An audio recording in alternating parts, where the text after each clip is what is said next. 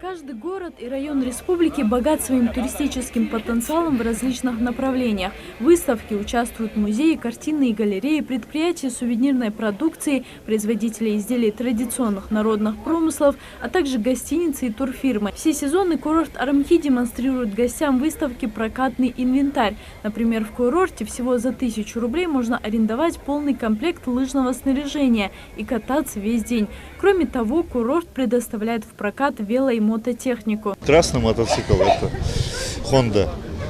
Он сдается в аренду только людям, у которого есть права на мототехнику и стаж более 6 лет. Что касается Ирбиса, там стаж 2 года, тоже права. Также мототехника. Тут своя, это снегоход, тут свои права, уже Ростехнадзор выдает права, это тракторные права первой категории. Арымхи проявляет себя и в гастрономическом туризме. В этом году на выставке он представил травяной чай джайрах, который собирают высоко в горах. В перспективе они собираются увеличить ассортимент и разновидность чайной продукции. Пока напиток реализуется только в Арымхи. Туда входит в состав чебрец, душица, зверобой, много разных других трав. То есть аромат, конечно, сами посмотрите, очень даже приятный. Очень полезен для здоровья. И для почек, и для кишечника, и для сердца, давления у кого, кто болеет давлением. Вторая региональная туристическая выставка «Инг-Экспотур» проводится в рамках экономического форума «Деловая Ингушетия». Ярмарка проводится с целью информирования жителей и гостей республики о состоянии туристической индустрии, показа перспективных направлений и возможностей в плане оздоровления и активного отдыха населения.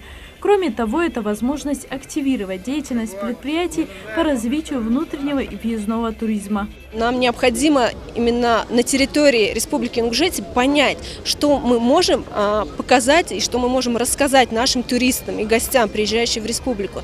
То есть это такая площадка делового общения, где каждый предприниматель в сфере туризма, также туристические фирмы могут рассказать подробно, продемонстрировать, а где-то, может быть, даже и продать свой туристический продукт.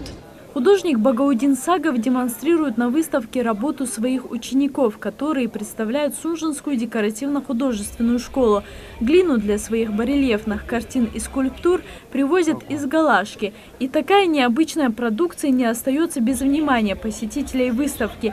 Ведь Инг-Экспотур – это площадка для привлечения инвесторов и интересных деловых предложений. Подходят, спрашивают. Мне даже предлагали это в лечебном корпусе, в джайрахском корпусе, ЛОК.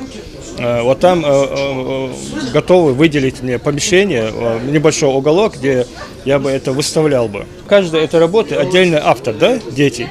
Вот если они с ихнего разрешения, я могу их продать. От продажи это будет в их карман, но и в семейный их бюджет. Это для них тоже какой-то интерес будет дальше учиться. Инг-Экспотур – это еще и возможность для презентации новых туристических маршрутов. К примеру, в павильоне Малгобека региональное поисковое движение представляет 2 военно-исторических маршрута по местам боевой славы. Однако большой интерес вызывает сама деятельность поискового движения. Вступить в ряды исследователей изъявляют желание многие. Их привлекают артефакты времен Великой Отечественной войны – результат 7-летнего труда поисковиков. Судя вот по этому штык-ножу, да, можно судить интенсивность огня. То есть вот по одному он был ножно, вот мы его заварили с одной стороны, вот видите, просто приложили, заварили. В один нож попали 3 выстрела, видите.